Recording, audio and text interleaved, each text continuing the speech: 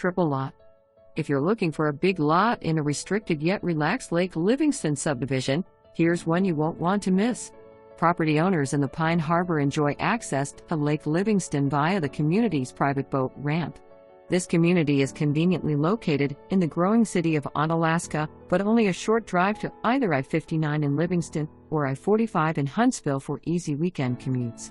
Electric, sewer, and water service are available at this location but not yet tapped.